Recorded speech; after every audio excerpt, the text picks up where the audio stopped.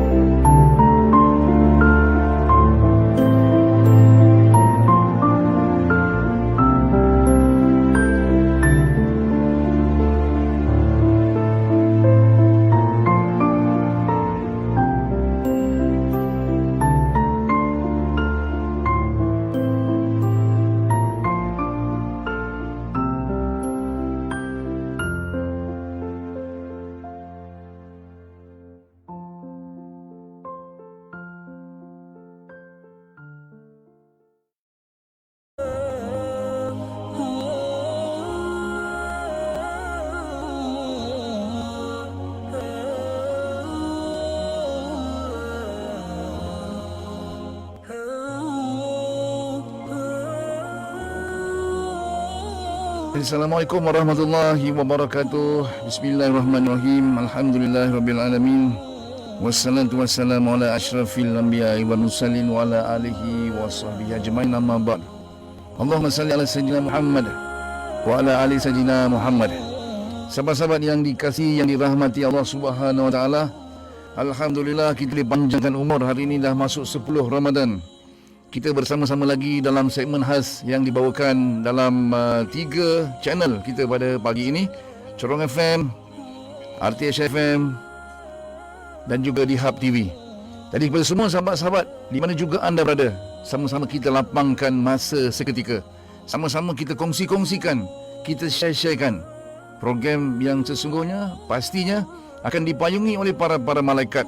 Dan mudah-mudahan sedikit perkongsian kita pada setiap 3 kali seminggu ni akan dapat memberikan kita input-input yang baru. Satu yang baru, satu ilmu yang baru dalam diri kita. Dan moga-moga kita semua akan mendapat rahmat daripada Allah SWT atas perkongsian yang sama-sama kita lakukan, yang sama-sama kita adakan pada setiap 3 kali seminggu ini.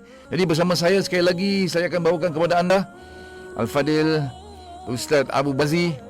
Seperti biasa kita akan kongsikan. Assalamualaikum warahmatullahi wabarakatuh, Ustaz.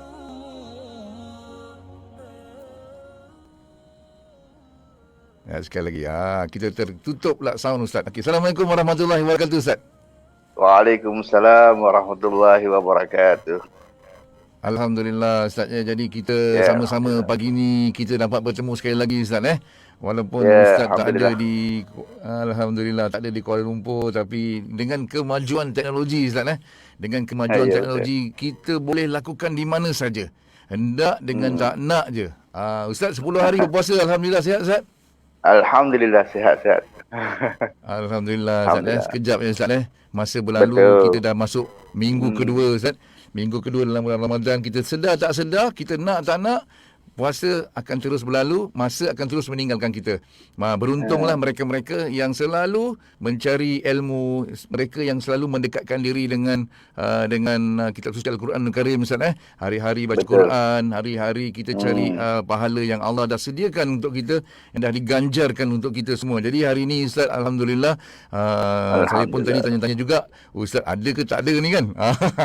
Maklumlah Ustaz sibuk dengan nak menguruskan anak. Untuk makluman semua sahabat-sahabat, Ustaz pun sibuk dalam menguruskan anak beliau yang nak masuk ke sekolah.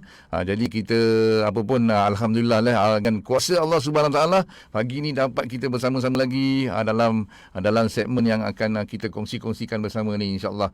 Jadi kepada semua sahabat-sahabat yang ada dekat luar, saya mohon sangatlah anda kongsi-kongsikan dulu, kita share-sharekan dulu sebelum Ustaz memulakan kuliah ataupun segmen kita yang ringkas pagi ni. Ringkas tapi padat. Ringkas tapi padat dalam segmen Mantap Iman. InsyaAllah kita pagi ni, Ustaz, kita akan kupas tentang kitab sirah lagi, kitab sirah Ar-Rahiqul Maktum. Beberapa hari tajuk kita, beberapa gambaran kehidupan sosial masyarakat Arab satu ketika dahulu.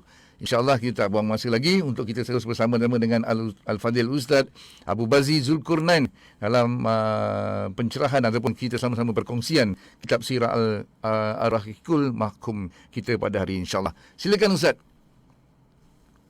Bismillahirrahmanirrahim. Nahmaduhu wa nusalli ala rasulihil karim, amma ba'. Terima kasih kepada Wiji Roslan Ares yang mana pada pagi ini kita dapat bersama sekali lagi untuk kita meneruskan segmen pada tahun ini Mantap Iman. Jadi sebagai mukadimah untuk perkara yang boleh memantapkan iman kita juga, pada pagi ini saya nak kongsi sedikit tentang keutamaan surah Al-Baqarah. Sebelum kita masuk kepada bacaan kitab sirah, akhirat kitab sirah Ar-Rahiqul Maktum kita, saya nak masuk sedikit keutamaan surah Al-Baqarah yang saya ambil petik daripada tafsir Ibnu Katsir, yang mana pertama Imam Ahmad, Muslim At-Tirmizi dan An-Nasa'i meriwayatkan daripada Suhaib bin Saleh dari ayahnya, dari Abu Hurairah radhiyallahu anhu, bahawa Rasulullah sallallahu alaihi wasallam bersabda, "La taj'alu buyutakum kuburan, fa innal baital ladzi tuqra'u fihi suratul Baqarah la yadkhuluhul syaitan." Ini yang biasa orang datang jumpa ustaz, datang jumpa orang yang faham ni, dia minta supaya lindung di rumah dia, apa rumah dia jauh daripada syaitan dan sebagainya. inilah point dia ataupun inilah kunci dia untuk kita jauhkan rumah kita daripada syaitan. Yakni bagaimana hadis yang saya baca tadi, janganlah kalian menjadikan rumah kalian sebagai kuburan. Sesungguhnya rumah yang di dalamnya dibacakan surah Al-Baqarah tidak akan dimasuki syaitan. Dan hadis yang kedua dari Abdullah bin Mas'ud, ia berkata Rasulullah sallallahu alaihi wasallam bersabda. Ini sebagai mukadimah kita pada pagi inilah. Dan la ulfiyanna ahadakum yad'u ihda rijlaihi 'ala al-ukhra yataghanna wa yad'u surat al-baqarati yaqra'uha wa inna syaitan yanfiru minal baiti tuqra'u fihi suratul baqarah wa inna asfaral buyutil jawful sifru min kitabillah. Semoga aku tidak mendapatkan salah seorang di antara kalian meletakkan salah satu kakinya di atas kakinya yang lain. Kemudian sambil bernyanyi dan meninggalkan surah Al-Baqarah tanpa membacanya. Sesungguhnya syaitan akan lari dari rumah yang di dalamnya dibacakan surah Al-Baqarah. Sesungguhnya rumah yang paling kosong adalah bahagian dalam rumah yang hampa dari kitab Allah, yakni Al-Quran.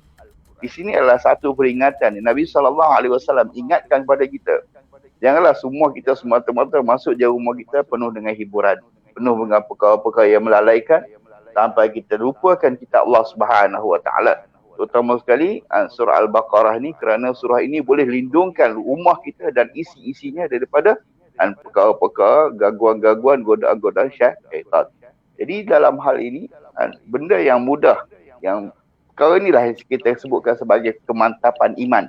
Supaya kita tahu apa benda, maklumat-maklumat yang kita tak tahu tentang benda-benda yang menjadi penjagaan kepada kita, menjadi pengawalan kepada kita. Ini Allah Subhanahu Wa Taala sendiri. Apa yang kita perlu usahakan, kita baca surah Baqarah dalam rumah kita. Melalui apa yang kita faham daripada hadis Nabi SAW tadi. Jangan rumah kita penuh, masuk-masuk rumah kita sampai kita bagi salam masuk rumah terus. Kemudian selain daripada tu, kita terus buka kita punya TV, kita punya medsos sebagainya, yang mana penuh dengan hiburan-hiburan. Itu semua itu adalah perkara yang boleh mendatangkan kesukaan kepada musuh kita yang utama ini, syaitan. Jadi masuk rumah kita, lama kita tinggal rumah kita, penuhkan dengan bacaan Al-Quran dalam rumah kita. InsyaAllah rumah kita akan dipelihara pada perkara-perkara yang Allah Subhanahu Wa Taala tidak sukai. Baik, seterusnya satu lagi saya buat sebagai mukadimah sebelum kita masuk pada bacaan kitab. Abdullah bin Mas'ud mengatakan, barang siapa membaca 10 ayat dari surah Al-Baqarah pada suatu malam, maka syaitan tidak akan masuk ke rumahnya pada malam itu. Ini satu tip yang selalu orang minta. Kena curi, toyol lah. Masuk rumah ada hantu lah. Masuk rumah ada tu lah, nampak tu, nampak ni lah. Jadi tip dia ataupun kaedah dia untuk kita lari, selamatkan daripada benda tu. Setiap malam kita baca 10 ayat dari surah Al-Baqarah. Ayat mana? Tengok sini. Iaitu ayat 4 ayat awal dari surah Al-Baqarah, ayat kursi dan 2 ayat selanjutnya, serta 3 ayat terakhir dari surah Al-Baqarah. Saya bacalah. Alif Lam Mim, dzalikal kitabul la raiba fihi hudal lil muttaqin alladzina yu'minuna bil ghaibi wa yuqimunas salata wa mimma razaqnahum yunfiqun walladzina yu'minuna bima unzila ilaika wa ma unzila min qablika wa bil akhirati hum yuqinun. Kemudian Allahu la ilaha illa huwal hayyul qayyum la ta'khudhuhu sinatun wa la naum lahu ma fis samawati wa ma fil ardh man dhal ladzi yashfa'u 'indahu illa bi idhnihi ya'lamu ma baina aydihim wa ma khalfahum wa la yuhituna bi syai'in min 'ilmihi illa bima syaa' wasi'a kursiyyuhu as-samawati wal ardh wa la ya'uduhu hifdhuhuma wa huwal 'aliyyul 'azim la ikraha fid din qad tabayyana rusydu minal ghayy faman yakfur bit-taghuti wa yu'min billahi faqad istamsaka bil 'urwatil wuthqa la infisama laha wallahu samii'un 'alim. Allahu waliyyul ladzina amanu yukhrijuhum minadh-dhulumati ilan nur walladzina kafaru awliya'uhumut taghutu yukhrijunahum minan nuri iladh-dhulumat ulaika ashabun nari hum fiha khalidun lillahi ma fis samawati wa ma fil ardh wa in tubdu ma fi anfusikum aw tukhfuhu yuhasibukum bihillah fayaghfiru liman yasha'u wa yu'adzibu man yasha' wallahu ala kulli syai'in qadir. Amana ar-rasulu bima unzila ilaihi min rabbih wal mu'minun kullun amana billahi wa malaikatihi wa kutubihi wa rusulihi la nufarriqu baina ahadin min rusulihi wa qalu sami'na wa ata'na ghufranaka rabbana wa ilaikal masir la yukallifullahu nafsan illa wus'aha laha ma kasabat wa 'alaiha maktasabat rabbana la tu'akhidhna in nasina aw akhtana rabbana wa la tahmil 'alaina isran kama hamaltahu 'ala alladhina min qablina rabbana wa la tuhammilna ma la taqata lana bih wa'fu 'anna waghfir lana warhamna anta maulana fansurna 'alal qaumil kafirin. Jadi dah 10 ayat dalam surah Al-Baqarah yang mana siapa yang bacanya dikatakan bahawa syaitan tidak akan masuk ke rumahnya pada malam tu. Baca pada waktu malam. Baik. Dalam satu riwayat disebutkan pada hari itu, dia dan keluarganya tidak akan didekati syaitan dan tidak ada sesuatu yang dibencinya. Dan tidaklah ayat-ayat itu dibacakan atas orang gila, melainkan dia akan sedar. Yang ini dia akan sembuh. Inilah kelebihan ataupun keutamaan surah Al-Baqarah. Ini sebagai mukadimah kita dalam program kita, segmen mantapkan iman dengan apa yang Allah SWT turunkan kepada Nabi SAW, dan kita sebagai umatnya, kalau apabila kita dah tahu tentang perkara ini, kita boleh amalkan insya-Allah. Baik, kita masuk pada bacaan kita surah segmen kita seterusnya, yakni bacaan kita surah Rahikul Maktum, surah Rahikul Maktum, yang mana pada minggu ni kita akan melihat beberapa gambaran kehidupan sosial masyarakat Arab, yakni disebut sebagai Arab Jahiliyah sebelum kedatangan Nabi Muhammad sallallahu alaihi wasallam. Baik, poin yang pertama kita akan melihat pada keadaan sosial dia macam mana. Yang mana keadaan sosialnya kita boleh ringkaskan bahawa dia keadaan sosial masyarakat Arab ni ada dalam pelbagai bentuk dan juga keadaan. Pertama sekali kita melihat pada golongan yang atasan. Kan, hari ni orang sebut golongan kayangan kan. Itu golongan dibagi sebagai golongan bangsawan. Kalau dulu golongan bangsawan. Kan dah ada istilah baru, golongan kayangan. Arab kayangan ni. Ya, dalam keadaan ni, keadaan mereka adalah sangat cantik lah, sangat memuaskan, dan hal ini untuk wanita mereka pula, dia memiliki kebebasan memilih dan juga boleh membuat keputusan. Ini untuk golongan kayangan. Baik, wanita bangsawan kemudian, wanita bangsawan ini adalah golongan yang dihormati dan dipelihara. Yang mana jikalau tidak, peperangan dan pertumpahan darah boleh berlaku. Dengan sebab wanita bangsawan ni, peperangan dan pertumpahan darah boleh berlaku kalaulah mereka menjatuhkan kehormatan seseorang wanita daripada kalangan bangsawan tadi. Baik, orang lelaki Arab, sekiranya dia ingin memuji tentang pandangan masyarakat Arab berkenaan sifat-sifat hormat dan berani, pada kebanyakan waktu dia akan memuji dengan mengaitkannya dengan peranan wanita. Makna besarnya peranan wanita di kalangan orang-orang bangsawan Arab. Golongan-golongan yang dihormati, golongan-golongan kelas atasan. Baik. Adapun pada golongan wanita tersebut pula, yang ini golongan bangsawan itu, jikalau dia mahukan kedamaian antara kabilah-kabilah yang bertelingkah, dia boleh menjadi pendamai. Orang yang ketiga. Hebat tu, peranan tu. Kalau ada satu kabilah dengan satu kabilah lain, A dengan B bergaduh, nah, menjadi pendamai ni adalah golongan wanita bangsawan tadi. Dia boleh datang sebagai jadi orang tengah.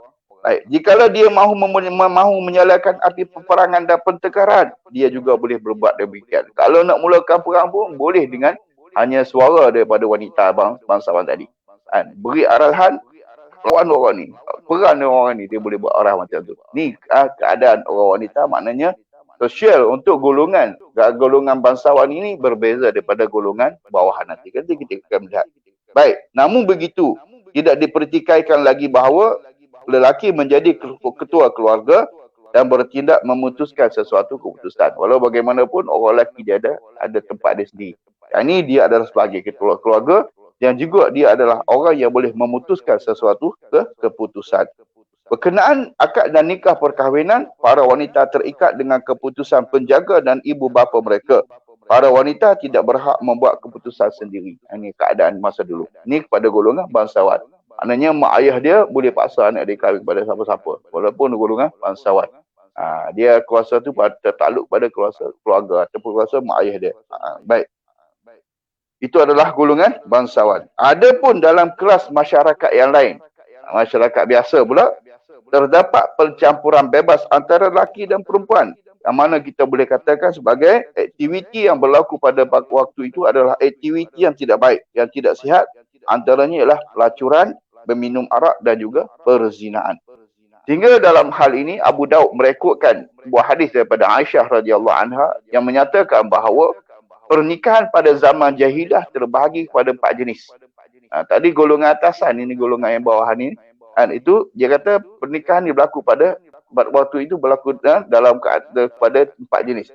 Jenis yang pertama adalah pernikahan manusia seperti biasa pada hari ini, iaitu pihak keluarga lelaki akan meminang keluarga pihak perempuan, kemudian membayar mas kahwin dan juga berkahwin. Ini biasalah yang normalnya, iaitu sebagaimana sekarang ni kan, pihak lelaki bagi pinang pihak perempuan, kemudian ada mas kahwin, kemudian ada mereka ini berkahwin. Ini jenis yang pertama, yang mana yang Aisyah jelaskan dalam hal ini.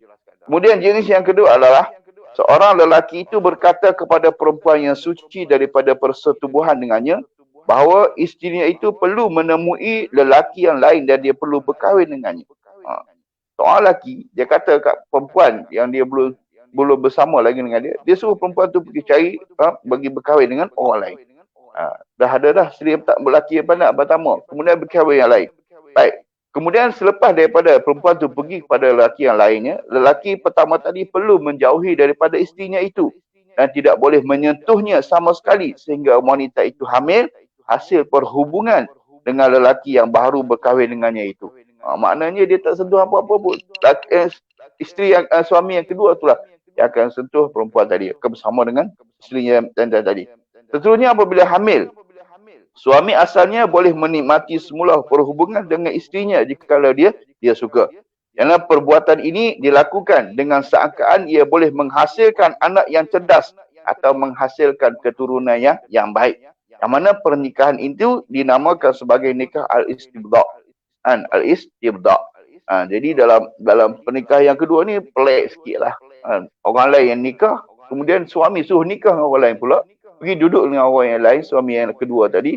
Lepas hamil, baru balik mula pada suami yang pertama. Kemudian tunggulah anak lahir. Konon-kononnya anak tu boleh jadi anak yang cerdik. Anak yang cerdas dan dapat keturunan yang baik. Ni zaman jahiliah. Nanti kita tengok jenis yang ketiga. Jenis yang ketiga pula adalah berkahwin dengan 3 hingga 9 wanita. Daripada 3 orang sampailah 9 orang wanita dia kahwin. Dan seseorang lelaki itu boleh menggauli semua isteri menurut kemahuannya. Apabila ada isterinya yang hamil, kemudian dia melahirkan anak. Dan selepas beberapa malam berlalu, wanita itu dihantar kepada segolongan lelaki. Mereka akan berhimpun di sisi wanita itu. Dan wanita itu berkata, kamu semua sudah mengetahui bahawa aku melahirkan anak. Dan ini adalah anakmu wahai si fulan. Macam tu pula. Dia dah kahwin, seorang lelaki kahwin ramai. Kemudian bagaimana kita tahu tadi, dia punya perhubungan dia macam-macam tadi. Kemudian apabila lahirlah wanita, isteri dia beranak, kemudian dia boleh kumpulkan ramai-ramai. Kemudian anak tadi diberikan. Anak dia, isteri dia tunjuk je. Anak ni anak siapa. Kemudian wanita itu akan menyebut nama lelaki yang disukainya. Lelaki yang disebut namanya itu akan mengambil anak yang dilahirkan. Ada pula ada ni. Bagi anak kepada orang lain pula. Baik, ini yang ketiga. Jadi yang keempat adalah laki-laki yang berhimpun di suatu tempat dan mencari mana-mana perempuan yang tidak malu untuk menawarkan diri mereka. Yang disebut sebagai pelacur lah. Golongan pelacur ini akan meletakkan tanda di depan rumahnya untuk menarik lelaki-laki yang mahu menggauli mereka. Jikalau perempuan itu hamil dan melahirkan kandungannya, segolongan lelaki akan berhimpun dan menentukan siapakah bapa kepada anak yang dilahirkan yang dirasakan sesuai untuk diberikan kepada bapaknya yang akan dipilih. Dan mengandung, yang ramai-ramai tadi berkumpul dan mereka tentukan siapa anak yang dilahirkan itu. Lelaki yang dipilih itu tidak boleh menolaknya. Maka ketika itu Allah Subhanahu Wa Taala utuskan Nabi Muhammad sallallahu alaihi wasallam, kemudian baginda menghapuskan pernikahan Arab jahiliah itu semua kecuali pernikahan yang dibenarkan oleh Islam pada hari ini. Inilah keadaan dia yang jenis ini pernikahan yang 4 yang disebutkan tadi. Baik, kemudian kalaulah dalam peperangan antara kabilah pula. Ni sosial masih lagi dalam bab sosial. Ada satu tempat ataupun satu perhimpunan khusus antara lelaki dan perempuan. Yang mana Kabilah yang menang dalam pertempuran akan menawan dan menjadikan wanita yang dikalahkan untuk digauli. Ni kaedah dia macam tu. Ada satu tempat dihimpulkan semua perempuan satu tempat, kemudian berlawan. Perang dulu. Perang-perang menang, orang yang menang boleh bersama dengan wanita yang dihimpunkan itu. Kemudian kalau anak-adik macam mana? Anak-anak yang lahir daripada wanita tadi akan mendapat malu sepanjang hayatnya. Inilah apa yang berlaku pada zaman jahiliah. Baik, seterusnya. Antara perkara yang sudah diketahui dalam masyarakat Arab jahiliah adalah mereka mengamalkan poligami tanpa had. Berapa orang nak kahwin, berkahwin lah berapa. Yang mana mereka juga menghimpunkan atau berkahwin dengan dua perempuan yang merupakan adik-beradik. Yang dalam Islam dilarang lah. Pada Islam hari ini, berkahwin dua adik-beradik dilarang. Walaupun isteri yang pertama, isteri yang kedua jadi adik tak boleh.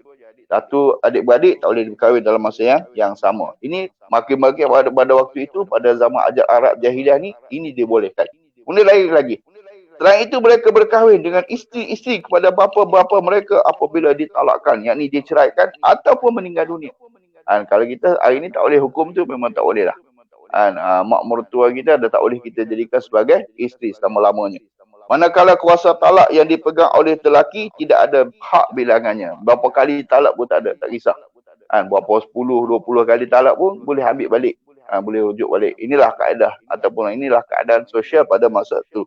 Sehingga dikatakan bahawa perbuatan zina berleluasa dalam setiap peringkat masyarakat. Yang mana kita tidak dapat mengkhususkan perbuatan ini untuk peringkat ataupun kelas ataupun masyarakat tertentu saja. Sama je, lebih kurang je keadaan mereka pada waktu itu. Yang mana segelintir individu dalam kalangan lelaki maupun wanita yang mempunyai kehormatan diri sahaja yang menolak amalan buruk ini. Adapun bagi wanita-wanita yang bebas, keadaan mereka lebih baik daripada wanita hamba. Keadaan wanita hamba begitu dahsyat, kebanyakan masyarakat Arab jahiliah tidak merasakan malu jika mereka dikaitkan dengan perbuatan zina ini. Masa tu. Sehingga dikatakan perbuatan zina ini macam biasa, dah tak rasa apa-apa. Malah mereka rasa bangga pula macam tu. Sehingga ada satu hadis yang diriwayatkan daripada Abu Daud merekodkan daripada bin Shu'aib daripada bapanya melalui datuknya berkata, ini satu kisah lah. Seorang laki-laki bangun dan berkata, wahai utusan Allah, sesungguhnya si fulan itu adalah anakku. Aku melakukan zina dengan ibunya semasa zaman jahiliah. Maka Nabi Muhammad SAW pun membalas, tidak boleh mendakwa anak atau keturunan dalam Islam. Zaman jahiliah sudah berlalu. Anak yang sah adalah untuk lelaki yang berkahwin dengan cara yang benar. Penzina tidak berhak untuk mendakwa anaknya. Ini apa yang Nabi SAW ajar. Tentang keturunan ataupun tentang nasab. Baik, kita tengok lagi. Sikit lagi tentang sosial masyarakat Arab jahiliah pada waktu tersebut. Yang mana hubungan anak bapa dengan anak-anaknya dengan cara mereka dilayani semasa era jahiliah boleh dibahagikan kepada beberapa keadaan. Ada di antara mereka menanam anak-anak perempuan mereka kerana malu dan tidak mahu memberikan nafkah. Ini biasa kita dengar ustaz-ustaz cerita lah. Tentang kisah biasa macam ni. Dan tanam anak perempuan secara hidup-hidup. Manakala anak-anak lelaki pula dibunuh kerana takutkan kefakiran dan kemiskinan. Bukan setakat anak perempuan bunuh di tanah hidup-hidup, anak lelaki pula bunuh. Tapi bukan semua anak lelaki kerana bukan semualah buat macam ni kerana apa? Mereka memerlukan anak laki-laki bagi mengawal keselamatan daripada serangan musuh. Bukan semualah buat. Ada segelintir yang tahap sampai tahap takut pada kefakiran dan takut kepada kemiskinan, mereka bunuh anak laki-laki mereka. Sehingga adalah ayat Quran wala taqtulu tentang bunuh anak ni ada dalam ayat Quran. Baik. Seterusnya tentang hubungan seorang laki-laki dengan adik-beradik kandungnya dan anak-anak saudaranya serta keluarganya. Mereka ini adalah hubungan yang sangat erat. Sangat erat. Yang ini mereka hidup berpaksikan kepada sikap taksub kepada kabilah masing-masing dan sanggup mati demi mempertahankan kabilah mereka. Ini keadaan dia. Tentang anak-anak mereka cukup jaga. Sebab mereka ni lebih taksub kepada keturunan ataupun kabilah masing-masing. Yang mana dikatakan, mereka berpegang pada slogan yang menjadi utama mereka itu, bantulah saudaramu sama ada dia seorang yang zalim maupun seorang yang dizalimi. Ini prinsip mereka. Sama ada orang tu zalim pun kena bantu, orang yang dizalim pun dibantu. Jadi dalam apabila Islam tu datang, dia tukar maksud ni. Yang mana Islam mengubah konsep ini dan mengatakan bahawa maksud membantu orang zalim adalah menasihati seseorang untuk meninggalkan kezaliman dan bukan membantu kezalimannya. Seterusnya kalau orang yang dizalimi, memang wajib dan wajar kita membantu dia daripada kezaliman tersebut. Dan persaingan dalam merebut kedudukan dan kepimpinan banyak menyebabkan peperangan antara kabilah-kabilah yang berasal daripada bapa dan keturunan yang sama. Kerana nak jaga tadi. Ini apa yang berlaku sebagaimana berlaku pada kabilah Aus dan Khazraj, kabilah Abd dan Zubian, kabilah Bakar dan Khalid, dan begitu ya dengan kabilah-kabilah yang lainnya. Jadi kesimpulannya, situasi masyarakat dalam kehidupan Arab dahulu berada dalam keadaan yang begitu lemah. Kejahilan mencengkam kehidupan mereka, khurafat bermaharajalela dalam kehidupan mereka, manusia hidup seperti binatang ternakan, kaum wanita dijual dan dibeli serta dilayan seperti objek yang tidak bernilai, hubungan antara tuan dan hamba wanita begitu teruk dan lemah. Matlamat utama pemimpin-pemimpin kerajaan pada masa itu hanya bagi memenuhkan kekayaan mereka dengan menindas dan mengerah keringat rakyat ataupun melancarkan peperangan kepada pihak musuh. Inilah keadaan sosial zaman Jahiliyah yang mana digambarkan oleh penulis kitab ni, iaitu tentang keadaan sosial dia daripada segi hubungan perkahwinan, segi hubungan antara anak beranak, segi hubungan kabilah dan sebagainya. Ini adalah gambaran yang kita boleh lihat tentang keadaan masyarakat Arab Jahiliyah sebelum kedatangan Nabi Muhammad SAW. Jadi pada sini kita nampak beratnya tugas Nabi untuk datang dalam keadaan masyarakat yang sedemikian rupa tadi.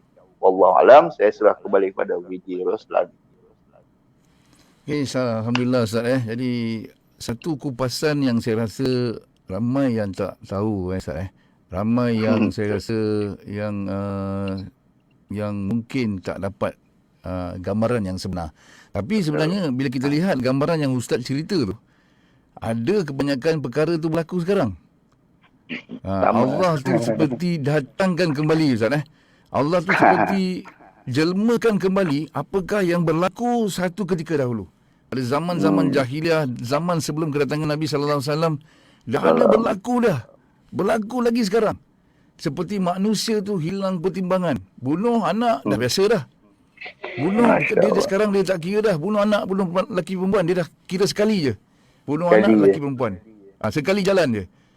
Penzinaan dah biasa dah. Kan? Kita dengar hari-hari. Gila kuasa dah biasa dah. Macam Ustaz katalah di awal Ustaz kata tadi, golongan kayangan. Bila kita cerita pasal golongan kayangan ni, golongan ini seperti tak boleh nak disentuh, tak boleh nak ditegur, tak boleh nak dikata kau ni salah nak buat ni, tak boleh. Bercakap ke dalam. Kan? Ini mungkin yang berlaku satu ketika dahulu Ustaz. Allah tu delmakan balik. Kalau kita baca dalam kitab dalam sirah, yang mana ianya telah berlaku ribuan tahun dulu sebelum kedatangan Islam. Jadi perkara ini berlaku kembali Ustaz. Jadi Ustaz, saya nak ambil sikitlah Ustaz. Saya nak tanya Ustaz sikitlah. Kemungkinankah benda ni didatangkan kembali dalam dunia kita sekarang ni untuk bagi kita ni manusia yang hidup sekarang ni peka dengan keadaan sekarang dan ingat apa yang berlaku dulu. Azab Allah akan ada pada orang-orang yang ingkar akan perintahnya, Ustaz. Betul. Baik. Kalau okey, terima kasih Lan. Jadi untuk apa yang Wiji tanyakan tadi, kalau kita melihat inilah kepentingan belajar sirah sebenarnya. Kan? Belajar balik ilmu sirah tu penting. Sebab apa? Kita nak melihat apakah orang dulu buat, apa yang berlaku pada hari ini, adakah benda tu berlaku pada zaman dulu? Jadi apabila kita dah baca sikit sirah bukaan kita minggu lepas dan sambungannya pada hari ini, kita melihat benda tu banyak dah berlaku dengan apa yang berlaku sekarang. Kan? Maknanya dah benda dulu-dulu dah berlaku, sekarang pun berlaku juga. Jadi apabila hal ini berlaku dan tak mustahil, Allah juga akan menurunkan bentuk bala yang sama sebagaimana umat-umat yang terdahulu. Kan? Allah boleh gunakan fa'arsalna alaihim tufan. Allah gunakan taufan.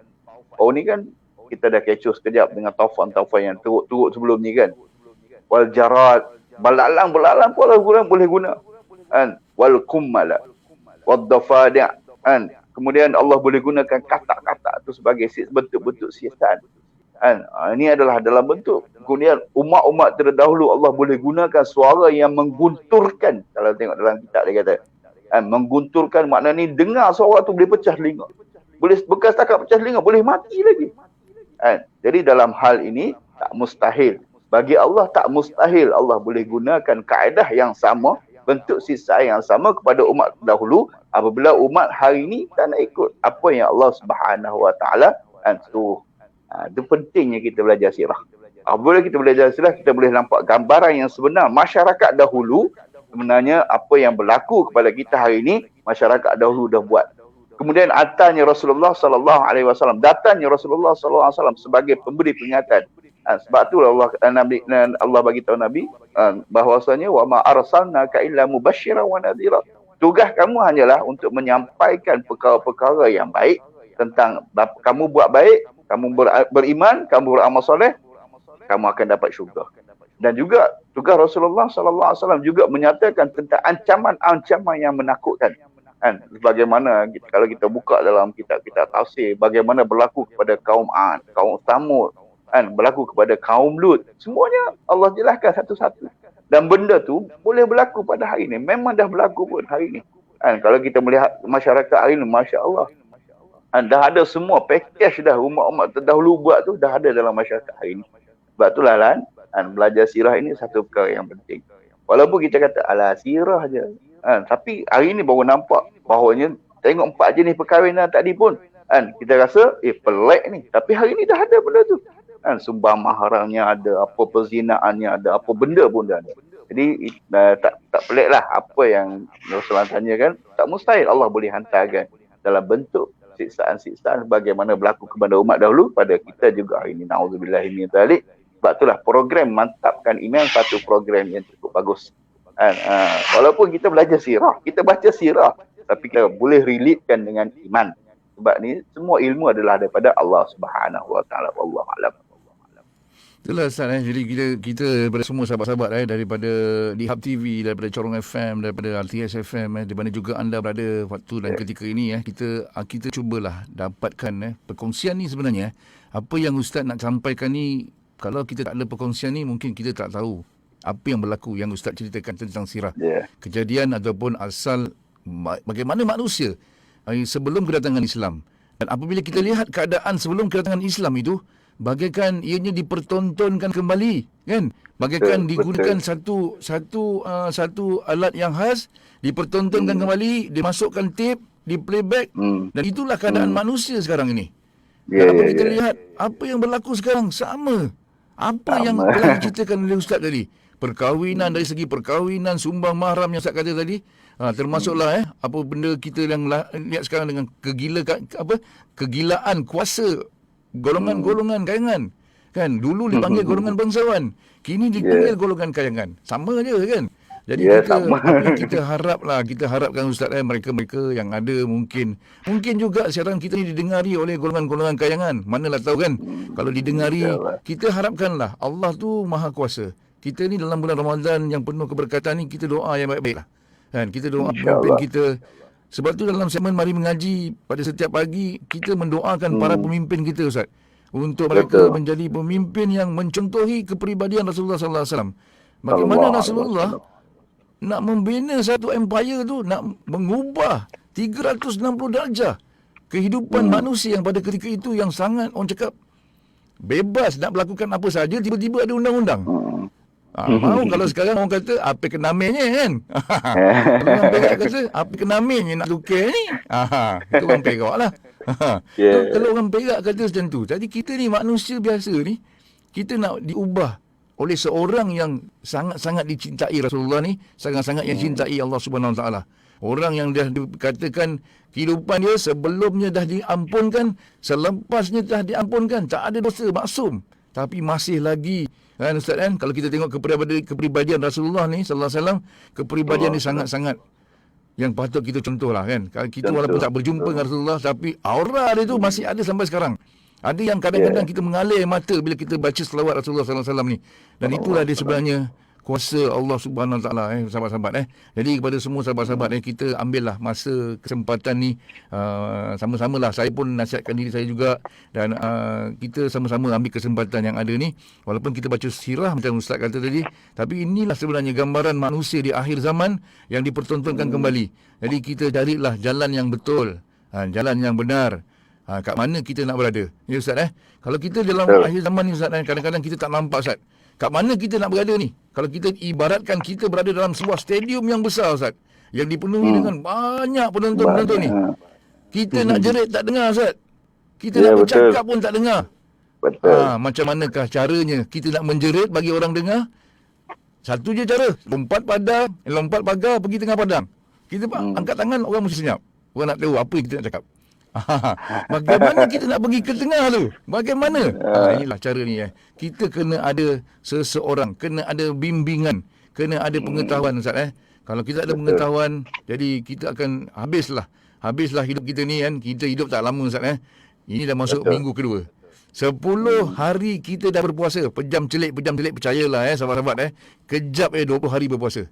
Lepas tu pejam celik kejap lagi, dah habis dah bulan puasa. Dah masuk bulan 5, bulan 6, dah habis tahun dah. Masuk lagi tahun baru. Begitulah seterusnya, sehinggalah kita pergi buat selama-lamanya. Dan saya selalu ingatkannya juga sahabat-sahabat, dan saya juga ingatkan diri saya, mungkin ini Ramadan terakhir kita, yang kita tak tahu. Yang Allah dah datangkan. Hari ini saya dapat lagi info Ustaz, ada lagi pula Omicron yang baru pula lagi. Jadi kita tak tahu apa yang akan berlaku dengan dunia ni bila manusia dah semakin hari semakin membenci sesama mereka. Ustaz kita nampak perkara-perkara begini, seperti manusia ni, kalau boleh kau pergi matilah. Dia nak orang mati. Dia nak dia yang berkuasa seseorang. Dia nak dia punya kuasa dan dia kuasai semua alam semesta ni. Dia tak tahu daripada dia tu diciptakan, siapa yang ciptakan dia Ustaz Itulah Ustaz. Jadi sebenarnya perkongsian ni sangat-sangat menarik Ustaz Jadi kita Ustaz kita berhenti rehat seketika Ustaz untuk kita sambung segmen yang seterusnya. Semua-semua sahabat-sahabat, penonton-penonton, pendengar-pendengar ada yang di luar sana, berhenti seketika untuk kita sambung sesi yang kedua selepas ini. Sebelum kita saksikan dulu produk, macam biasalah Ustaz produk daripada Dihab TV. Produk Dihab TV yang kita kongsikan insya-Allah.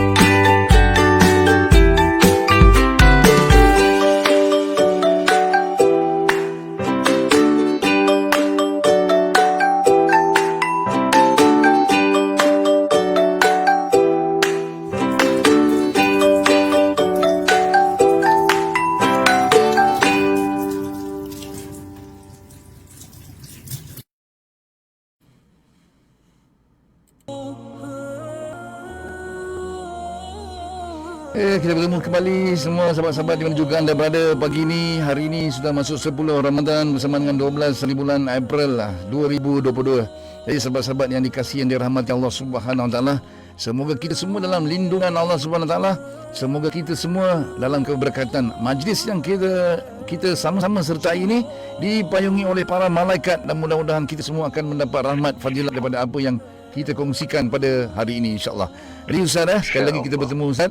Alhamdulillah, tadi pun kita ada perkongsian sedikit tentang produk daripada Dihab TV mana produk sabun pencuci, cair pencuci yang dikatakan boleh mencuci lebih banyak lagi daripada biasa. Kalau kita beli sabun-sabun biasa di luar sana yang boleh cuci mungkin 200-300 pinggan, tapi di Zaki Global ada sabun yang boleh cuci lebih daripada 1000 pinggan. Ini pun kelebihan juga dalam masa-masa sekarang ni, dalam masa ekonomi tak apa nak bagus, beli benda-benda yang boleh kita jimat kos. Jimat kos. Lagi satu, saya cerita semalam dekat sahabat-sahabat kalau nak balik kampung nak jumpa mak, nak jumpa pak cik, pak teh, mak teh, tahun ni pasti boleh balik kampung. Kita belilah produk-produk ni sikit untuk bagi kat diorang. Maklumlah hari-hari raya ni ramai orang kat kampung ni nak balik kan. Nak cuci pinggan, nak buat ni, nak buat tu. Jadi kita jimat kos kat rumah. Ada cuci pinggan, ada cuci lantai, ada cuci toilet, macam-macam ada. Nanti kita boleh bercerita nanti tentang tu, insya-Allah Ustaz. Okey Ustaz, jadi sebelum kita pergi segmen yang kedua ni Ustaz, ada pertanyaan daripada sahabat kita, sahabat yang bersama dalam segmen Mantap Iman Ustaz. Mac Hariyati daripada Sandakan, Sabah. Siaran kita didengari sampai Sandakan Ustaz. Sabah, daripada Sarawak, sampai ke mana-manalah, selagi ada line telefon ni, orang cakap line internet ni, selagi itulah siaran ni akan didengari. Jadi kita mohon kepada Allah Subhanahu Wa Taala agar Allah bukakan ramai lagi hati-hati di kalangan sahabat-sahabat kita. Untuk dengar, untuk komen, untuk tanya. Okey, tanya pertanyaan Ustaz. Assalamualaikum Ustaz. Waalaikumsalam. Saya ingin bertanya tentang 10 ayat dalam surah Al-Baqarah yang tadi tu. Adakah kita kena hafal atau kita boleh gunakan handphone atau media sosial? Buka dan pendengarkan saja sambil saya hafal ke semua ayat-ayat tersebut. Maksudnya mungkin bagaimanakah dia punya cara Ustaz bila kita tengok ada syaitan dalam rumah tu, adakah nak kena panggil orang lain bacakan, ataupun mungkin kita sendiri kena baca, kita sendiri kena hafal, macam mana Ustaz? Silakan. Baik, soalan tadi untuk sama ada kena hafal ataupun kena baca saja kan. Jadi untuk peringkat awal pada orang yang belum hafal tu, baca dulu. Sebab benda ni digalakkan untuk kita amalkan setiap malam. Kan? Setiap malam. Paling mudah hari ni, screenshot. Dan kemudian susun edit kan, daripada 4 ayat awal, 3 ayat selepas daripada 2 ayat kursi dengan 2 ayat selepasnya, dan akhir pada Al-Baqarah, screenshot dan susun edit kan dia tu, buat dalam satu page. Kan? Kemudian baca setiap malam selepas daripada waktu maghrib, baca. Lepas maghrib baca. Insya-Allah lepas daripada sebulan, 2 bulan kita baca je macam tu, dia akan jadi hafalan dekat kita. Tu kaedah mudah untuk menghafal. Untuk kaedah mudah untuk menghafal. Tak perlulah nak hafal hari-hari 10 kali 20 kita. Baca je setiap malam. Baca je selepas maghrib baca. Lepas daripada sembahyang waktu maghrib, rehat-rehat, doa apa semua, dia baca ayat tadi, baca 10 ayat tadi. Kemudian besoknya baca lagi. Kita tengoklah, kita dah buat screenshot dan kita dah editkan jadi satu page. Mudahlah kita nak tengok. Kalau kita nak ambil daripada Quran tu boleh juga, tak ada masalah. Lagi baik dapat 2 pahala. 1 pahala pegang Quran, 1 dapat 3 pahala. Baca Quran, pegang Quran dan tengok Quran. Dapat banyak lagi pahala kalau kita ambil Quran, sebab kita nak belik satu-satu tu. Tapi kalau kita buat dekat dalam kita punya dalam kita punya telefon pintar, kita boleh screenshot, edit dan jadikan copy paste dan jadikan satu page lagi senang. Itu untuk mudah kita. Dan cara dia setiap malam baca. Dia selepas maghrib. Ada tempat dia adalah pada waktu maghrib, baca je. Besok malam baca. Besok lama-lama kalau kita dah sentiasa baca setiap malam kita baca. Tu saya bagi tahu tadi, lebih kurang dalam sebulan, 2 bulan kita dah boleh ingat lah. Kita dah boleh ingat sendiri. Masa tu boleh baca kat mulut dah lah. Dan jadi hafazan pagi. Ini adalah kaedah dia. Jadi mudahlah sebenarnya. Jadi janganlah beratkan kita nak hafal benda tu, nak bagi ingat dia, tak perlu. Baca je. Tak malam ni baca, lepas maghrib baca. Besok malam lepas maghrib baca. Lusa baca. Setiap malam baca, insya-Allah boleh ingat. Wallahu a'lam. InsyaAllah mudah-mudahan boleh membantu pada Puan Mek Hariyati daripada Sandakan untuk kita bagaimanakah cara untuk menghafal dengan mudah yang seperti dimaklumkan oleh Ustaz tadi. InsyaAllah jadi kita amalkan, semua sahabat-sahabat kita amalkan ini, mudah-mudahan tiada jin, syaitan dalam rumah kita. Kalau masih ada lagi, itu kita lah InsyaAllah. sebenarnya yang jinnya, itu kita lah yang syaitannya.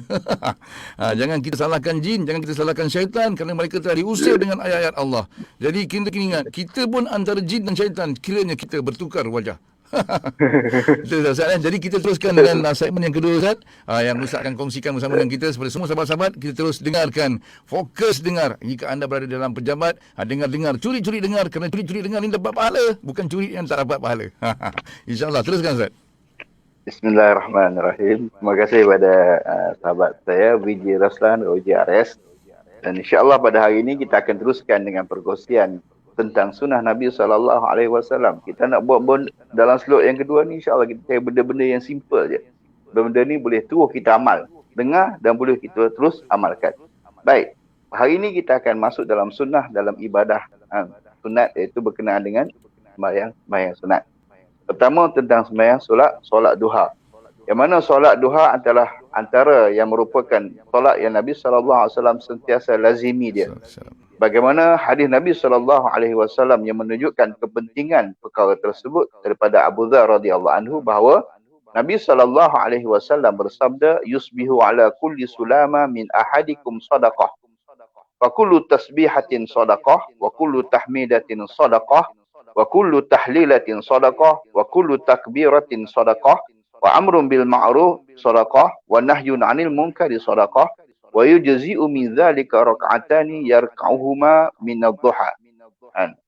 Maksudnya pada pagi hari setiap orang daripada kamu memerlukan kepada sedekah. Ini hak sendi kita yang Allah Taala jadikan ni. Kita ada lebih kurang 360 sendi yang besarlah. Jadi dia memerlukan hak-hak dia sendiri. Antaranya hak sendiri itulah kita perlu bersedekah di atas kepada apa yang Allah SWT kurniakan kepada kita untuk menunjukkan kesyukuran kita. Jadi antara cara dia lah, maka setiap tasbih, wa kullu tasbihatin sadaqah, setiap tasbih kita tu adalah sedekah. Jadi subhanallah kita baca tu adalah sedekah. Mudah kan? Subhanallah boleh baca setiap waktu solat 33 kali. Kemudian wa kullu tahmidatin sadaqah, setiap tahmid alhamdulillah, segala puji bagi Allah, itu adalah sedekah. Macam tu juga kita baca setiap kali waktu solat 3 kali, paling kurang pun 10 kali lah waktu solat. Waktu solat 10 kali ataupun 33 kali paling kurang. Kemudian lagi wa kullu takbiratin sadaqah, Allahu akbar pun begitu juga sedekah juga. Jadi kalau kita tengok sini, yang ni awal-awal lah. Mula daripada tasbih subhanallah, kalau kita baca setiap hari 33 kali, 5 kali, 5 kali satu hari, 5 kali 33 lebih kurang 150 kali. 150 lebih lah, sebab ada 33 kali. 150 5 kali 3 15, 165 kali satu hari. Untuk apa? Untuk tasbih saja. Kemudian tahmid pula 165 kali juga. 165 dah jadi 300 lebih lah. Kemudian takbir pula, tahlil. Takbir, tahmid, kemudian takbir. Juga tahlil la ilaha illallah juga sedekah. Wa kullu tahlilatin sedekah. Setiap kali tahlil la ilaha illallah, itu juga merupakan sedekah. Takbir tahlil ni kita buat berapa kali? 10 kali. Tadi dah 300 lebih lah. Kemudian kita kira lagi. Wa kullu takbiratin sedekah, ini lepas sembahyang lah. Maknanya 100 campur lagi 165 kali. Maknanya dah lebih daripada 360 dan 30 kali itu saja. Jadi dalam hal ini, bagaimana pagi yang mula-mula tadi, setiap sendi, setiap orang daripada kamu memerlukan pada sedekah. Dengan takbir, dengan tahmid, dengan tahlil, dengan tasbihnya, itu sudah untuk memberikan sedekah kepada kita punya sendi-sendi yang Allah Ta'ala kurniakan kepada kita. Dan seterusnya, wa amrun bil ma'ruf sedekah. Menyuruh berbuat perkara yang baik adalah sedekah. Melarang, wa nahyun 'anil munkar sedekah. Melarang daripada perkara yang munkar juga adalah sedekah. Dan semua itu memadai, yakni bersedekah kepada semua sendi itu dengan 2 rakaat yang didirikan oleh seseorang daripada solat duha dia.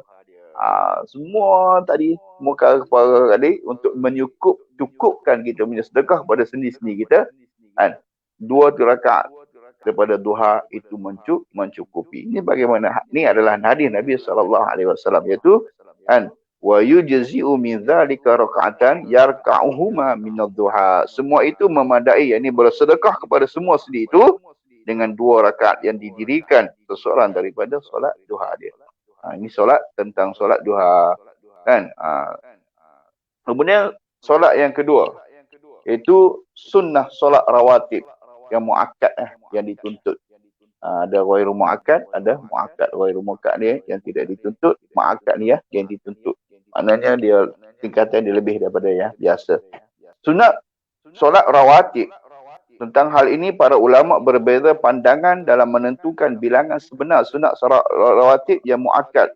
Ada 2 pandangan. Pertama, dia sebanyak 10 rakaat. Iaitu yang mengiringi waktu. Rawatib ni solat sunat yang mengiringi waktu. Sama ada sebelum atau selepasnya. Jadi dia yang dituntut untuk kita melaksanakan setiap hari adalah 10 rakaat. Ini pandangan yang pertama. Bagaimana hadis Ibnu Umar radhiyallahu anhu berkata, "Hafiztu minan Nabi sallallahu alaihi wasallam 10 raka'ataini qabla az-zuhr wa raka'atai ba'daha wa raka'atai ba'dal maghribi fi baitihi wa raka'atai ba'dal isya' fi baitihi wa raka'ataini qabla salati subh." Kan? Maksudnya aku memelihara daripada apa yang Nabi SAW sampaikan, iaitu 10 rakaat. 2 rakaat sebelum zuhur, 2 rakaat selepasnya, ini lepas zuhur, 2 rakaat selepas maghrib, 2 rakaat selepas isyak di rumah baginda, dan 2 rakaat sebelum subuh. Jadi 10. 2 sebelum zuhur, 2 selepas zuhur, 2 selepas maghrib, 2 selepas isyak, 2 sebelum subuh. Jadi 10 rakaat. Ini adalah muakkad. Kalau yang pandangan 12 pula, daripada Ummu Habibah radhiyallahu anhu berkata, yang 12 rakaat, tadi 10 rakaat. Pandangan kedua adalah pandangan 12 rakaat. Dari Ummu Habibah radhiyallahu anha berkata, Nabi SAW pernah bersabda, "Man shalla fi yaumin wa lailatin sinta asyrata raka'atan bunya lahu baitun fil jannah arba'an qabla az-zuhr wa raka'ataini ba'daha wa raka'ataini ba'dal maghrib wa raka'ataini ba'dal isya' wa raka'ataini qabla salatil fajr wa salatil wada'." Salatil wada'.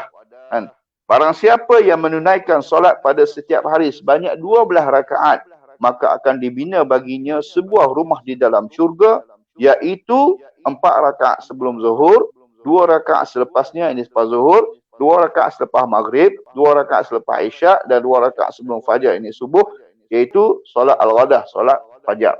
Jadi tambahan sikit iaitu sebelum zuhur tambah lagi 2 rakaat.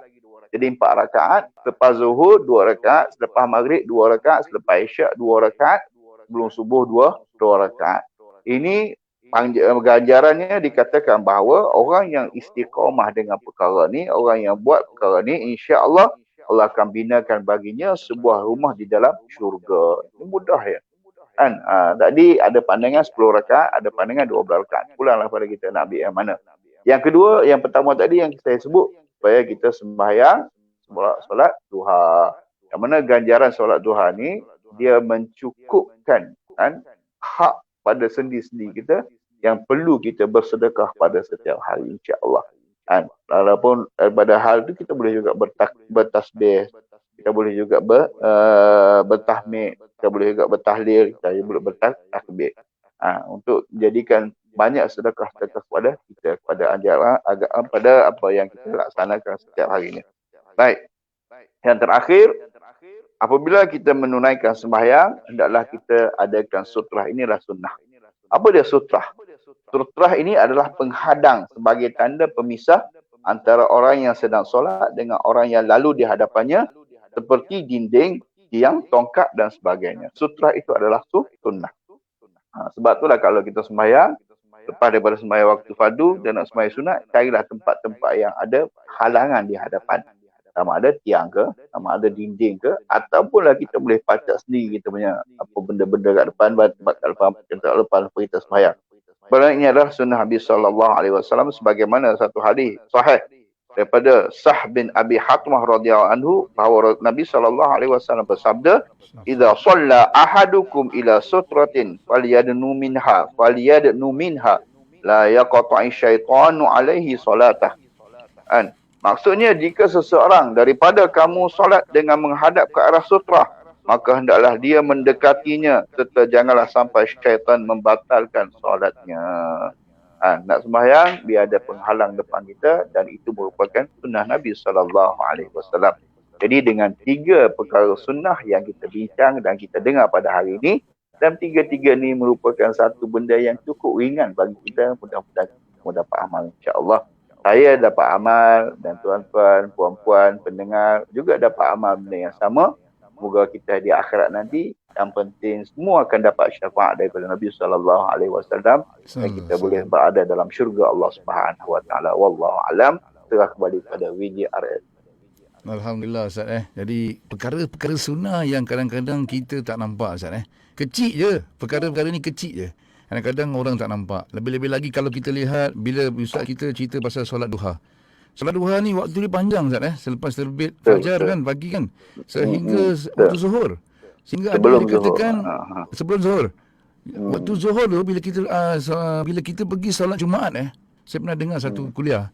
Kita pergi solat Jumaat, kita datang solat Jumaat sebelum waktu zuhur masuk, kita solat duha dicampur sekali dengan solat boleh digabungkan sekali dengan semua solat iktikaf. Kita boleh dapat pahala-pahala tu sekali Ustaz. Boleh. Saya tu masjid betapa besarnya. Betapa besarnya yang ganjaran yang Allah bagi kat kita, yang kadang-kadang kita lupa, kadang-kadang kita buat lupa, kadang-kadang kita buat tak ingat, kadang-kadang kita buat tak tahu. Sedangkan kita tahu dah, kita zaman teknologi ni mustahil lah orang tak tahu. Kita boleh Google tempat pelancongan yang menarik. Kenapa kita tak boleh Google tentang benda-benda macam ni Ustaz kan? Tempat pelancongan kita boleh Google. Kelebihan dia. Makan kita boleh Google. Kat mana makan sedap hari ni? Oh, tahu lah semua. Berapa ringgit semua dah tahu. Tapi bab kita nak solat, bab benda-benda macam ni kita selalu sangat abaikan. Jadi kita lihatlah, kadang-kadang kita sedih. Saya sedih juga kadang-kadang lihat ada sahabat-sahabat yang lepas sembahyang terus bangun. Kan? Sibuk mana pun kita peruntukkanlah masa sekejap dengan Allah Subhanahu Wa Taala ni. Allah tak minta kita lama pun. Tapi kita ni kadang-kadang habis je, belum sempat lagi imam nak start zikir kan. Dah bangun dah. Wah, perumah. Wah, sampai terpijak-pijak kaki orang apa semua kan. Jadi itulah dia. Kadang-kadang kita ni lupa betapa banyaknya fadilat yang ada. Macam Ustaz kata zikir, kita ada tasbih yang dikira kalau dicampur-campur dah berapa banyak dah kita bacakan setiap hari.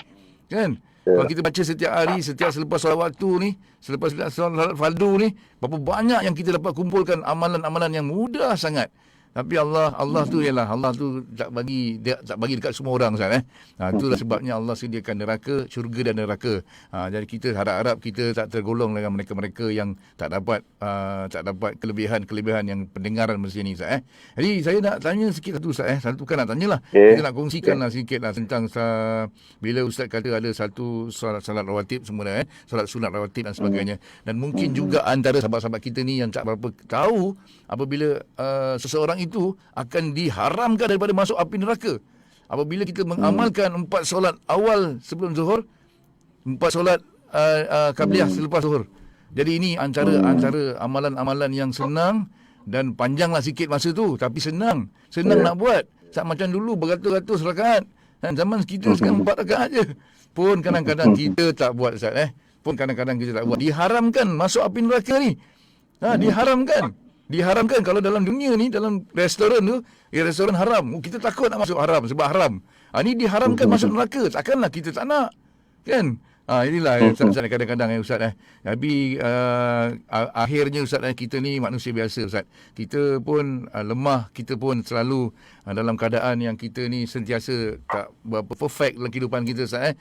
Jadi pengisian yang Ustaz berikan hari ini alhamdulillah Ustaz dapat kita kongsikan bersama, walaupun ringkas masa yang terhad ini kita dapat kongsikan bersama dengan daripada awal tadi kita kongsikan daripada zaman sebelum Islam yang Ustaz bawakan daripada sirah, dan juga kita kongsikan sunnah yang diamalkan oleh Rasulullah sallallahu alaihi wasallam dan kita amalkan juga sekarang dan kita dapat pahala insya-Allah Ustaz. Jadi kepada sahabat-sahabat yang ada dekat luar yang mungkin ada soalan-soalan nak tanya dengan Ustaz, hari ini anda boleh ajukan soalan. Kalau tak ada soalan, kita akan terus macam biasalah, kita akan terus berdoa dengan Ustaz. Nanti saya tengok Ustaz sebab ada 3 channel ni nak kena buka satu-satu. Ada 3 semua sahabat-sahabat yang dekat luar daripada Corong FM, daripada RTH FM, daripada Dihab TV. Anda ada soalan nak tanya, kemuskilan apa jugalah tentang kehidupan ni. Biasalah kita hidup ni banyak juga yang kadang-kadang kita tak nampak. Kadang-kadang kita perasan benda tu okey, kadang-kadang kita perasan macam kita cerita minggu lepas kan, soal bab makanan Ustaz. Dalam bulan puasa, kita berpuasa siang hari, kita berpuasa sepanjang hari tapi kita tak dapat pahala berpuasa. Kenapa? Kenapa? Kena tanya diri kita. Makan kita subah, makan yang tak halal, makan yang tak tentu halal je. Itu pun satu perkara yang tak boleh juga. Ini kita main belasah je beli. Apek pakai seluar pendek, pakai tengah goreng-goreng, kadang-kadang. Malai, koletiau. Pun kita beli juga. Kita tak tahu kesahihan dia. Kalau kita tak tahu tak apalah. Tapi kalau kita dah tahu, kita dah tahu dah macam mana haram, macam mana halal Ustaz. Jadi kita sama-sama lah bezakan dan kita gunakan, kita manfaatkan masa-masa yang ada ni bersama macam ni. Boleh tanya soalan, boleh tahu apa juga pendapat ataupun kemuskilan tentang hukum dan sebagainya, boleh tanya dengan Ustaz. Jadi Ustaz kita dah masuk 10 hari Ramadan ni. Jadi esok Ustaz, esok kita tak ada. Hari Khamis Khamis kita bersama insya-Allah. Besok Ustaz ada hal, kita ada hal sama-sama. InsyaAllah lah kita doakan lah semoga program-program kita ni akan terus diberkati Ustaz. Jadi saya rasa kalau tak ada soalan, Ustaz rumus sikit apa kita punya perbincangan hari ni Ustaz, tentang kehidupan kita, mungkin amalan yang kita lakukan ni, bagaimana kita nak praktiskan, bagaimana kita nak mantapkan lagi iman kita sesuai dengan tajuk kita, mantap iman, dan bagaimana kita nak kekalkan persaudaraan. Ramai antara kita sekarang ni yang tak kekalkan persaudaraan Ustaz. Saya cukup risau. Ramai antara suami bergaduh dengan isteri, suami tak suka mak mentua, mak mentua tak suka kat isteri. Pening Ustaz, pening. Kadang-kadang bila sahabat-sahabat datang kan, ada je penceritaan tentang benda macam ni Ustaz. Jadi mungkin ada kelemahan diri kita Ustaz yang kita tak nampak, yang kita tak amalkan, sunnah yang kita tak amalkan, yang membuatkan kita tergolong dalam orang-orang yang sentiasa je ada benci antara kita sama manusia Ustaz. Silakan Ustaz. Bismillahirrahmanirrahim. Sebagai terakhirnya ataupun sebagai simpulannya, pada hari yang berbahagia ini, itu dalam bulan Ramadan Mubarak ini, dan apa yang menjadi pegangan pada kita hari ini, apa yang Nabi SAW tinggalkan sebenarnya. Benda yang Nabi SAW tinggalkan, di sini saya nak baca satu perkara yang dituliskan oleh Abu Hasan Ali An-Nadwi berkenaan dengan Nabi SAW, tentang akhlak dan juga sunnah Nabi SAW. Dia kata, jika anda seorang pemuda, maka teladan yang paling elok dan paling cantik bagimu adalah Nabi Muhammad SAW. Kemudian jika anda telah mencapai umur tua, maka baginda SAW adalah contoh anda. Jika anda fakir dan miskin, maka baginda SAW teladan dan contoh bagi anda.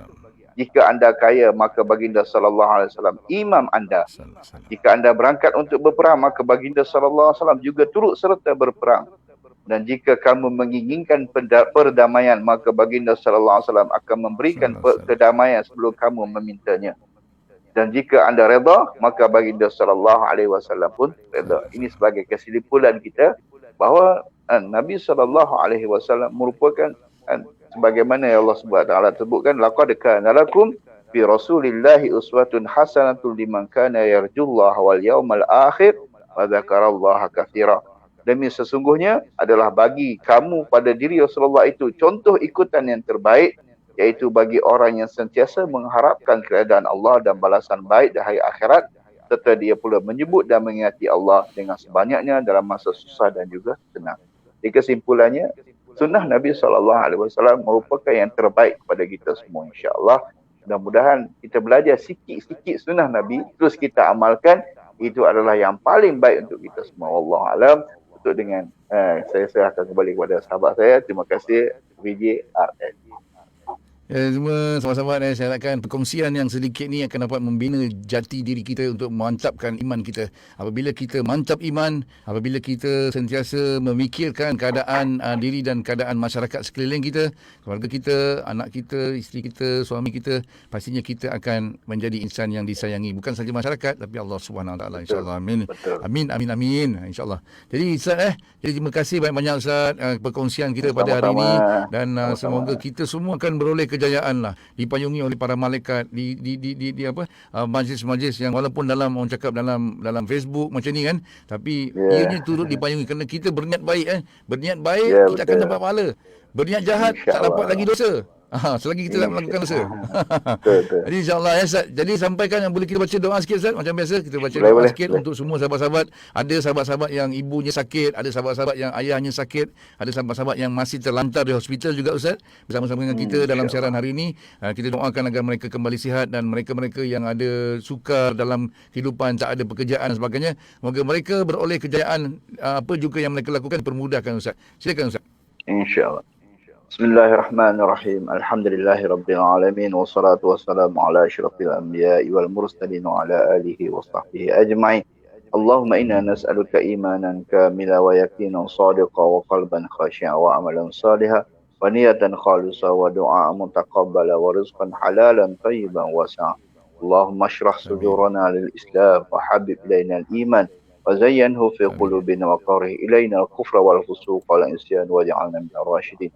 اللهم لا تدع لنا في مقامنا ذنبا إلا غفرته ولا عيبا إلا سترته ولا هما إلا فرجته ولا دينا إلا أديته ولا مريضا إلا شفيته ولا حاجة من حوائج الدنيا والآخرة إلا قضيتها ويسرتها يا أرحم الراحمين. اللهم ارزقنا متابعة النبي صلى الله عليه وسلم أولا وآخرا وظاهرا وباطنا وقولا وفعلا وعبادة وعملا صالحا. اللهم رزقنا رزقا حلالا طيبا واستعملنا عملا صالحا. ربنا هب لنا من أزواجنا وذريتنا قرة أعين واجعلنا للمتقين إماما. ربنا آتنا في الدنيا حسنة وفي الآخرة حسنة وقنا عذاب النار. صلى الله على سيدنا محمد وعلى آله وصحبه أجمعين والحمد لله رب العالمين. Amin, amin ya Allah, amin, amin ya Rahman, amin, amin ya Rahim. Mudah-mudahan kita semua akan dirahmati Allah selalu, dan semoga kita semua akan berjaya. Kita sama-sama dalam mengharungi Ramadan ini, dan semoga Ramadan ini yang terbaik dalam hidup kita. Semoga Ramadan ini yang menjadikannya sebagai contoh dan teladan untuk generasi-generasi yang akan datang, insya-Allah Ustaz. Jadi terima kasih sekali Ustaz, sekali bagi pihak Mantap Iman. Kita sama-sama nak berdoa. Sama-sama. InsyaAllah Ustaz. Selamat pulang ke Kuala Lumpur Ustaz dalam perjalanan ini, mudah-mudahan selamat pulang. Semoga dilindungi selalu. Semoga perjalanan Ustaz dirahmati Allah Subhanahu Wa Taala selalu. Terima kasih sekali lagi Ustaz, dan kepada semua sahabat-sahabat, saya undurkan diri dulu. Buat semua sahabat-sahabat yang ada di mana juga anda pada pagi ini, terima kasih kerana bersama-sama dengan kami di segmen Mantap Iman. Semoga iman kita terus mantap, sayangi diri, hiasi peribadi kita. Jumpa anda lagi nanti. Assalamualaikum warahmatullahi wabarakatuh. Waalaikumsalam warahmatullahi wabarakatuh.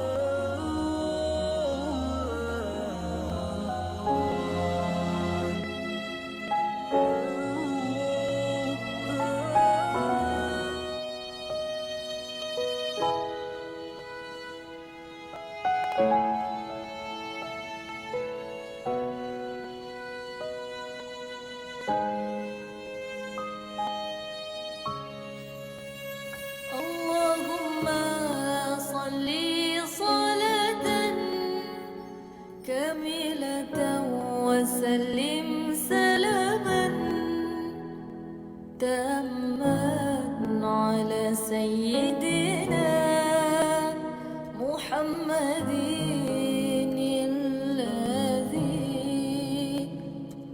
تنحل به العقد وتفرج به الكرب وتقضى به الحوائج وتنال به الرغائب وحسن الخواتيم ويستسقى الغمام بوجه الكريم وعلى آله وصحبه في كل لمحة ونفس بعدد كل معلوم لك.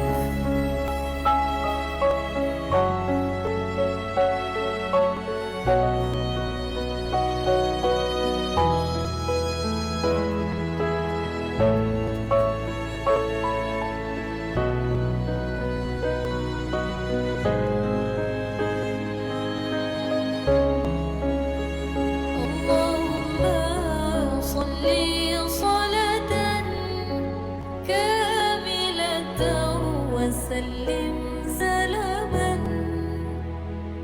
تاما على سيدنا محمد الذي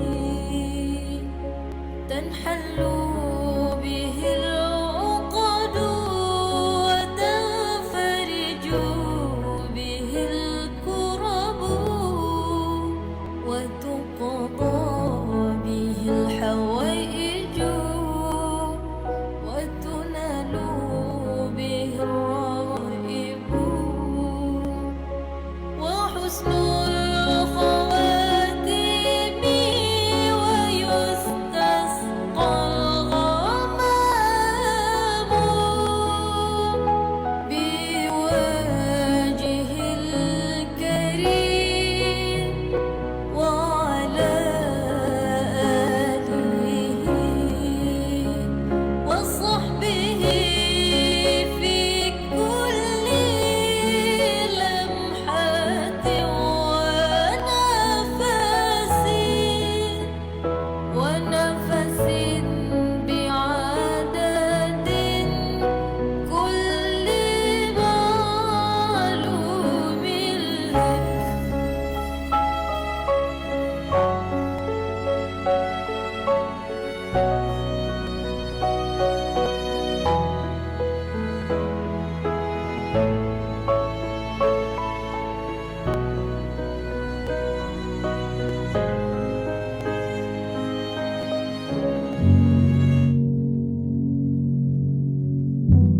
Bismillahirrahmanirrahim. Ramadan, rahmat Allah terbuka luas. Bulan Ramadan, rahmat Allah segala-galanya terbuka luas. Berkatnya terbuka luas di mana-mana. Keredaannya terbuka sepanjang Ramadan. Keampunannya terbuka siang dan malamnya. Pahalanya mencurah-curah bagaikan hujan lebat. Ia diganda-gandakan dibandingkan di bulan biasa.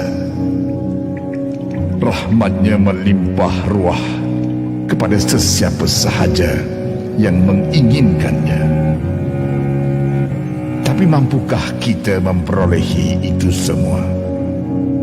Layakkah kita mendapatkannya? Kitakah orangnya yang memperolehi keistimewaan itu? Kalaulah di bulan Ramadan itu lahir kita sahaja yang meriah, disambut pula dengan pesta makan minum, fikiran dan jiwa kita tidak pun berubah, maka keistimewaan Ramadan bukan untuk kita. keistimewaan itu adalah untuk orang-orang yang bertakwa. Selepas asar 30 Disember 1998.